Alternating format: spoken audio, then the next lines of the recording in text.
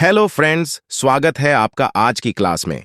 आज की क्लास में हम ऐसे जनरल नॉलेज के प्रश्न करेंगे जो किसी भी एग्जाम में आने संभावित है।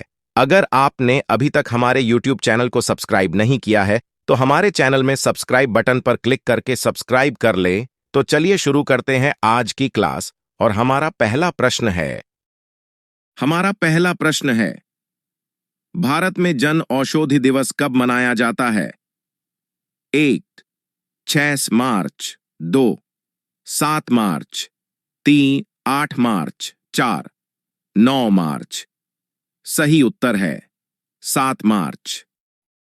अब देखिए, अगर पहली बार जनऔषधि दिवस 7 मार्च 2019 को मनाया गया था और इस बार कौन सा था? अगर हमने पहली बार 2019 में बनाया तो इस बार हमारा होगा छठा जनऔषधि दिवस। ठीक है जी। अब देखिए किस थीम पर आधारित होता है जन औषधि दिवस पूरे भारत में। तो वो थीम है जन औषधि सस्ती भी अच्छी भी। ठीक है, हर साल जो है मार्च के पहला सप्ताह वो जन औषधि सप्ताह के रूप में मनाया जाता है और 7 मार्च को जन औषधि दिवस या जेनरिक दवा दिवस के रूप में मनाया जाता है।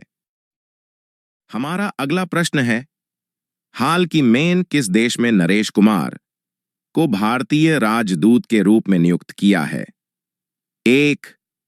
मलेशिया, 2. कतर, 3. मॉरिटानिया, 4. जापान। सही आंसर है मॉरिटानिया। अब देखें, भारत का अगला भारतीय राजदूत मॉरिटानिया में श्री नरेश कुमार को नियुक्त किया है। मॉरिटानिया में श्री नरेश कुमार को भारतीय राजदूत नियुक्त करना दोनों देशों के बीच राजनयिक संबंधों में एक महत्वपूर्ण विकास है। नरेश कुमार इस समय विदेश मंत्रालय में संयुक्त सचिव है। नरेश कुमार, जिनका मंत्रालय के भीतर एक उल्लेखनीय कैरियर है, कि शीघ्र ही अपनी नई भूमिका ग्रहण करने की उम्मीद है, जो भारत मॉरिटानिया संबंधों में एक नए अध्याय की शुरुआत होगी। आगे हमारा तीसरा प्रश्न है, विधवा पुनर्विवाह प्रोत्साहन योजना का उद्घाटन किस राज्य में किया गया है? 1. असम, 2.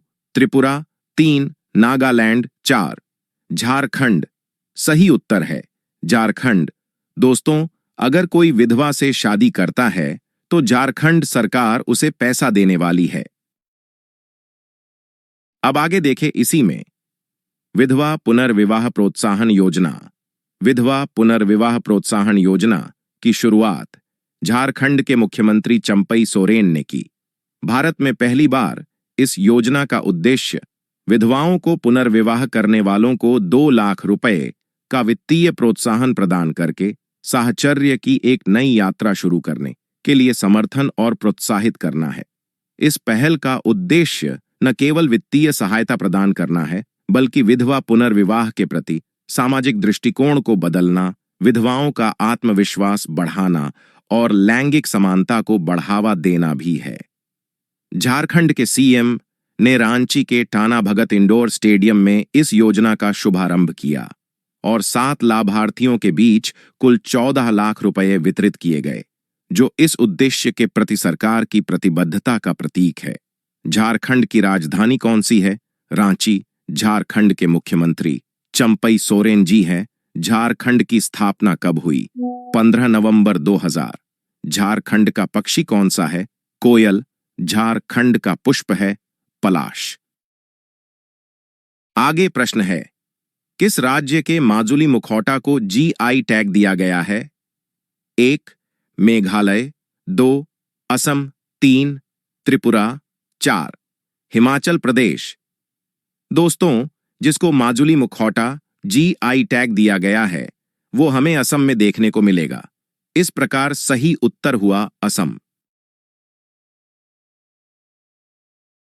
सबसे पहले बात करते हैं कि इस कला की शुरुआत किसने की?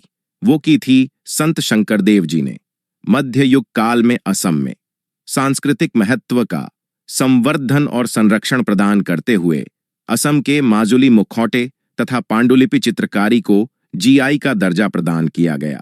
अब है कि इस जीआई टैग का उद्देश्य क्या है? इस जीआई टैग का उद्देश्य है पारंपरिक शिल्प को पुनर्जीवित करना और उनका संवर्धन करना, जिससे उनकी कालजयी विरासत का संरक्षण सुनिश्चित होता है। समय बीतने के साथ ही ये कला असम का मुख्य हिस्सा बन गई।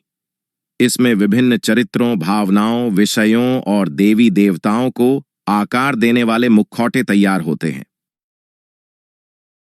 आगे प्रश्न है, अंतर्राष्ट्रीय महिला दिवस कब मनाया जाता है? 1. 6 मार्च, 2.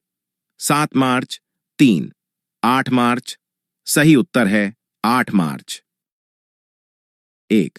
क्लारा जेटकिन ने अंतर्राष्ट्रीय महिला दिवस की बुनियाद रखी। ऐसी बुनियाद जिसने दुनिया भर में महिलाओं के हक की लड़ाई को तेज किया, अपनी आवाज को उठाने की ताकत दी। नतीजा, महिलाएं अधिकारों के लिए मुखर होने लगीं, रूढ़िवादी परंपराओं को तोड़ते हुए खुद को साबित करने लगीं। तो 1911 में पहली बार जर्मनी, ऑस्ट्रिया, स्विट्जरलैंड में अंतर्राष्ट्रीय महिला दिवस मनाया गया। हालांकि इसे औपचारिक मान्यता 1955 में तब मिली जब संयुक्त राष्ट्र ने इसे मनाना शुरू किया। पूर्ण तौर पर इसकी मान्यता 1977 में यूनाइटेड नेशंस की तरफ से अंतर्राष्ट्रीय महिला दिवस को मान्यता दी गई। 3. शुरुआती दौर में इसे फरवरी के पहले रविवार को मनाने की परंपरा शुरू की गई। हालांकि बाद में संयुक्त राष्ट्र ने इसके लिए 8 मार्च की तारीख तय की। इसके बाद से यही तारीख अंतर्राष्ट्रीय महिला के दिवस तौर पर दुनिया भर में सेलिब्रेट की जा रही है। आगे छठा प्रश्न है, राष्ट्रीय सांख्यिकी कार्यालय NSO के अनुसार 2023 में भारत की बेरोजगारी दर घटकर कितनी हो गई है? 1. 4.9%, 2. 5.9%, 3. 3.1%, 4. 6.9%। सही उत्तर है 3.1%। NSSO की ओर से जारी आवधिक श्रम बल सर्वेक्षण रिपोर्ट के मुताबिक कैलेंडर वर्ष 2023 में देश की बेरोजगारी दर घटकर 3.8% पर आ गई है। इससे पहले साल 2022 में यह दर 3.6% थी और साल 2021 में 4.2% थी। इसी तरह पुरुषों के लिए यह 2022 में 3.7% और 2021 में 4.5% से घटकर 2023 में 3.2% हो गई।